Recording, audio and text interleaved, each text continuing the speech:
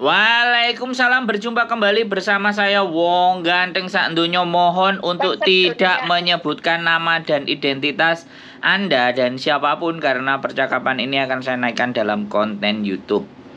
Bagaimana saya membantingnya, Mbak? Membantunya. Salah ngomong.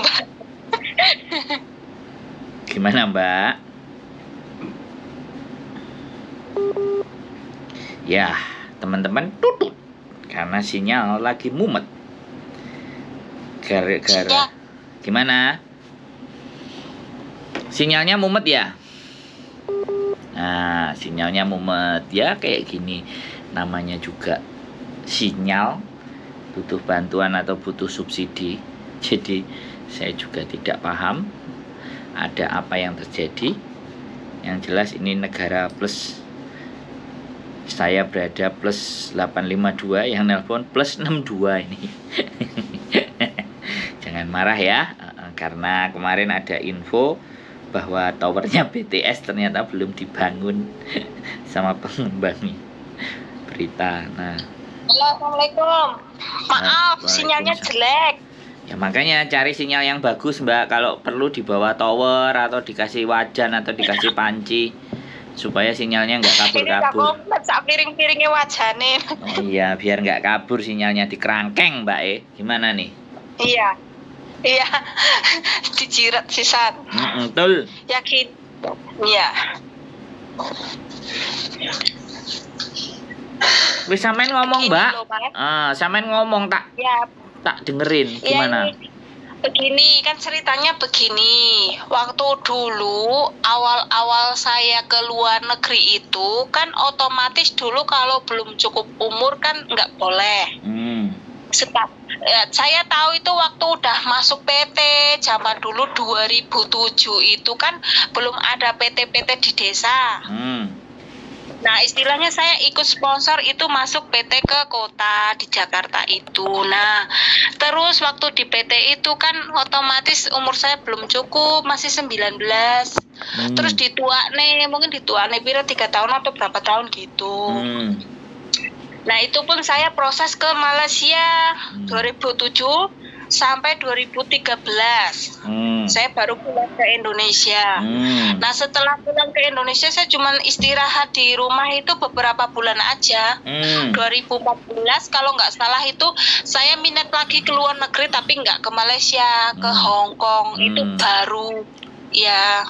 baru mau masuk PT lagi kan otomatis itu kan baru. Nah, saya nyerahin ke PT kan otomatis data-data semua asli. Nah, tapi kenapa saya nggak maksudnya itu kenapa yang PT itu kok masih saya baru mau masuk ke Hong Kong kok kenapa masih tetap itu bikin paspor atau apa tuh data yang lama gitu. Saya tuh nggak paham. Padahal intinya kan yang saya kasih itu semua ijazah, itu kakak, KTP, itu semua kan domisili asli, umur asli, udah berumur kan otomatis bisa gitu. Nah, saya kan nggak tahu kan orang namanya saya ikut sponsor, ikut PT ya manut aja gitu kan. Kalau udah dituain yang dulu kan saya nggak tahu. Otomatis kalau saya tahu pun nggak boleh lah gitu. Kalau misalkan suatu saat saya mau datang ke negeri yang sama bekerja itu disusah-susah gitu.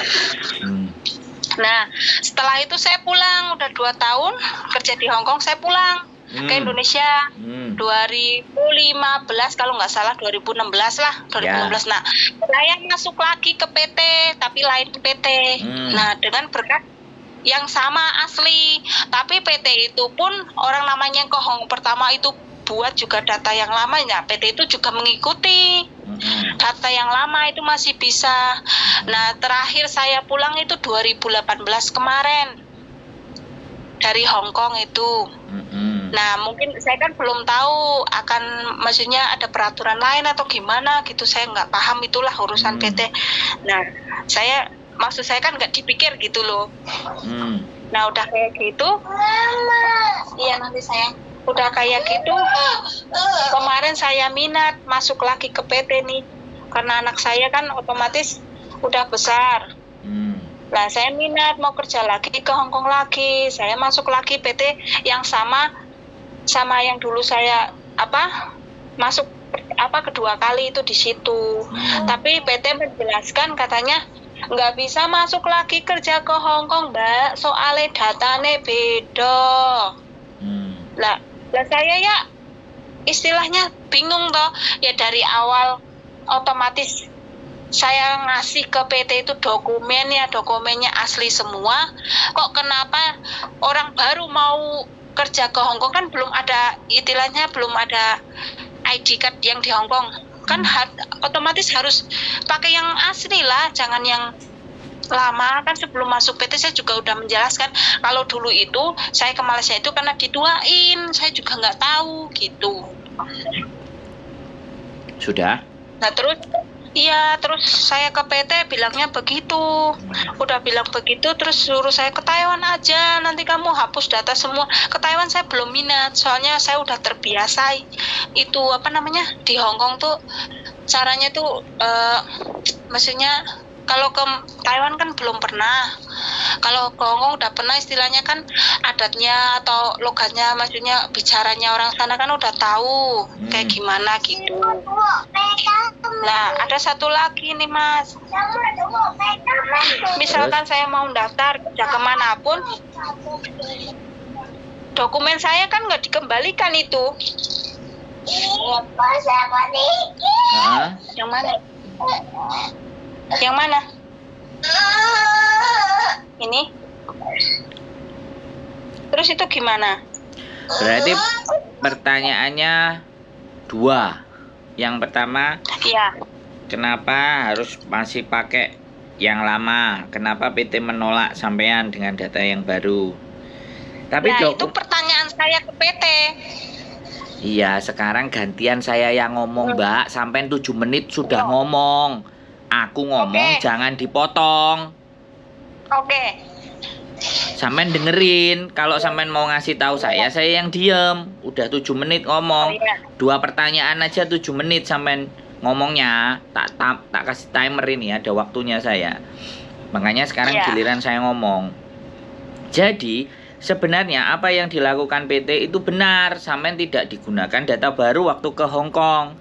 Kalau sampean masuk dengan data yang baru, maka sampean kena data ganda. Justru itu akan menyusahkan sampean. Satu.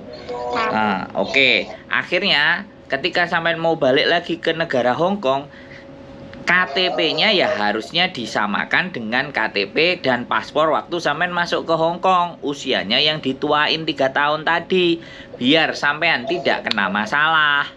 Gitu loh. Bakalan nanti kalau sampean pakai data aslinya sampean, yang kena masalah sampean. Karena ada data ganda. Satu manusia masuk ke Hong Kong kok double data. Bisa dipahami nggak? Nah, makanya dan sekarang PT itu tidak berani karena PT itu tidak ada. Sekali lagi, kalau sampean diprosesin dengan data yang berbeda, otomatis biayanya kan nambah. Nah, pada saat biaya nambah, apakah itu sampean setuju? Atau PT-nya memang takut atau aras-arasen untuk proses yang beda data? Yang banyak, yang data sama aja yang dia proses. Untuk yang beda data, biarkan ke PT yang lain. Mungkin itu anggapannya dia nggak bisa diproses gitu. Nah, makanya sampean harus cari PT di mana PT yang bisa membantu prosesnya sampean. Konsekuensinya, sekali lagi, konsekuensinya pastinya potongan akan berlebih, entah dikit entah banyak. Ya itu kembali lagi ke PT-nya masing-masing, karena dia pasti harus menyamakan datanya dengan yang di paspor dan KTP Hong Kong, biar sampean nggak kena masalah. Bisa dipahami? Iya. Wes. Nah, itu. Pertanyaan pertama. Pertanyaan kedua tadi apa? Lupa nggak? Pertanyaan kedua? Apa? Lupa kan? Makanya yang tanya aja lupa, apalagi yang mau jawab. Karena hanya sampean mau didengerin saja. Kan kalau sampean bertanya itu jangan terlalu panjang ulasannya, jadinya sampean lupa sendiri sama pertanyaan sampean. Bisa dipahami nggak? Jadi karena kesalahan sampean dituakan satu kali saja, ketika balik lagi ke Hong Kong sampean bermasalah. Makanya kenapa sampean diarahkan ke Taiwan, karena Taiwan kan negara yang berbeda. Sampean bisa menggunakan data asli sampean. Nah, tapi masalahnya sampean kan nggak naksir Taiwan. Bisa dipahami nggak? Iya. Jadi mau nggak mau sampean harus cari PT yang mau memproses sampean, karena sampean ex Hong Kong gitu loh. Pasti. Iya. Gitu. Nah, kalau sampean belum ketemu. Nah, kalau sampean menggunakan PT rekomendasinya saya, ya saya sampean tak arahin. Yang penting syaratnya yaitu tadi, potongan itu pasti nilainya akan berlebih.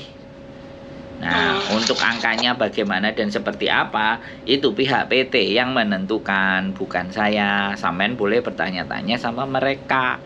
Begitu ceritanya, Mbak E. Ya, soalnya kan saya di desa, maksudnya bukan di kota seperti ya di kota gitu kan. Jadi kan udah saya mengelilingi beberapa PT sendiri, maksudnya usaha gitu. Nggak nemu. Ya tetap begitu. Ya, makanya saya ya tanya-tanya teman yang di mana gitu. Nah, otomatis ngasih tahu. Ya itu kalau ada ya benar-benar PT yang mau menerima, ya saya minat gitu. Kan biar saya lebih jelas, lebih lanjut. Nanti tahu apa potongan berapa, prosesnya berapa bulan kan. Kalau udah tahu kan, misalkan minat, saya jauh-jauh datang dari desa ke kota kan nggak sia-sia begitu. Bagi saya dalam hidup itu tidak ada yang sia-sia, Mbak. Semua butuh proses. Kalau sampai nanya-nanya berarti ya sudah tepat. Sampai harus nyari info. Ini masalahnya bukan desa dan kota. Ini masalahnya tentang pengetahuan, ya, yang saya jelaskan tadi kan. Sampean aja masih beranggapan kenapa kok nggak pakai dataku yang asli, kenapa kok selalu masih pakai yang itu. Itu PT-nya menyelamatkan sampean, gitu loh. Tapi kalau toh pun seandainya sampean masuk dengan data asli sampean, nanti di Hongkongnya sampean kena data ganda. Nah, data ganda itu bisa dimungkinkan untuk tetap stay, tinggal dan mengaku, ya memang saya yang keliru, saya yang salah, ya bisa dikeluarin lagi ke tempat majikan. Tapi bisa juga masuk penjara karena data yang tidak sama dan kita tidak mengakuinya. Makanya lebih baik diatur yang supaya bisa aja kan, kayak gitu loh.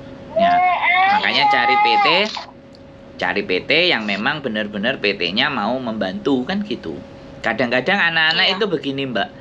Kadang data semuanya beda. Ya terus kita bantu. Setelah kita bantu itu ada. Kok begitu udah nyampe di Hongkong, begitu tahu potongannya menjelang berangkat langsung rasa, wah, gitu. Kok gede banget, gitu kan. Nah, itu kadang sering terjadi. Itu kan artinya nggak fair. Kalau memang dia salah data, harus diakui dong salah data.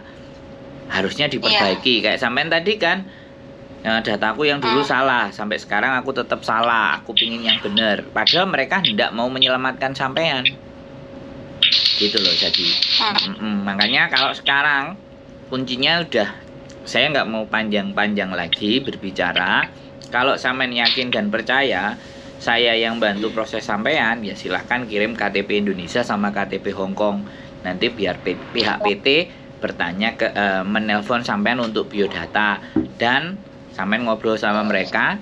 Kalau cocok ya silahkan lanjut, kalau nggak cocok ya nggak apa-apa. Yang penting jangan sampean bilang lanjut di tengah jalan sampean mundur. Itu yang bikin para PT-PT itu kadang-kadang males. Bisa dipahami nggak? Iya, paham. Jadi kasihan juga lah ya. Nah, sekarang ada lagi yang butuh sampean tanyakan lagi kira-kira? Ada yang saya nggak paham tuh, misal ganda data itu maksudnya walaupun belum pernah ke negeri itu satu kali pun tetap ini kelihatan gitu maksudnya. Nah, Yang saya maksud data ganda kan sampean sudah masuk ke Hong Kong. Hah? Dengan data yang dituakan. Bener nggak sama yang ngomong? Iya, itu pas awalnya dulu baru pertama mau daftar ke Hong Kong kerja itu saya bilang ke PT kalau ini dokumen asli saya belum pernah ke Hong Kong karena dulu saya ke Malaysia itu dituain saya nggak tahu gitu. Nah, karena kesalahannya sampean di Malaysia dituain, giliran di Hong Kong sampean nggak pakai data asli sampean. Iya. Ya kan? Jadi data masuk ke Hong Kong kan ya data yang dituain itu toh. Artinya kalau sekarang mau balik ke sana ya data yang sama itu juga supaya sampean nggak kena masalah gitu loh Mbak. Bisa dipahami nggak?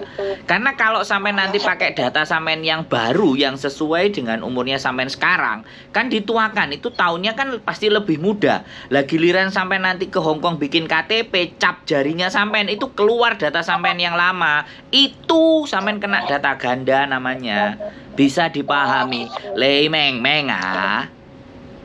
Ngomeng iya ngomeng. Nah, begitu Mbak. Ya, Hongkong ya. Kalau Hongkong bahasa Kantonis pasti bisa. Kan kayak gitu toh Mbak. Bisa dipahami. Terus saya bilang lagi, kalau sampean mau proses dari Indonesia, orang-orang yang berproses dari Indonesia itu kebanyakan dapat majikan di Hongkongnya Mafan. Ya, Mafan. Jadi jangan, sekali lagi saya positif aja sampean ex Hongkong, tapi saya menceritakan hal yang buruk karena saya bukan PL dan saya bukan sponsor. Ya kan, kalau PL sponsor ngomongnya baik-baik supaya dapat. Kalau saya enggak, saya YouTuber. Karena kalau saya ngomong baik-baik begitu sampai nyampe sini jelek, sampean komplain ke saya. Nah, sedangkan saya naik ke YouTube. Makanya saya ceritanya jelek-jelek saja. Jadi biar sampean nanti kalau nyampe di sini sampean sudah terbiasa dengan hal yang jelek-jelek gitu. Karena dari Indonesia itu begitu, rata-rata yang ngambil dari Indonesia pasti sambat begitu Mbak. Nek sampai nggak sambat berarti sampai the best gitu aja. Yes, gimana? Iya. Sudah paham? Sudah paham persoalannya sampean? Paham ya. Yang penting itu. Paham sekarang. Ya, itu. Siap. Bismillah, saya minta pertolongan. Iya, saya niat lagi kerja ke sana. Itu. Oke. Nah, ada lagi yang mau ditanyakan lagi? Masih belum jelas menurut sampean?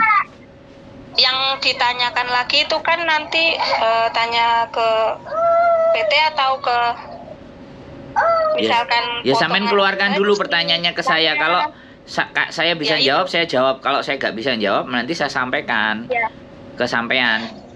Pertanyaannya apa dulu? Ya itu kan otomatis nanti saya kena itu kan. Soalnya karena beda data, otomatis potongan kan lebih banyak. Kan saya pengen tahu masih sisa berapa dan berapa bulan. Terus prosesnya berapa bulan terbang begitu.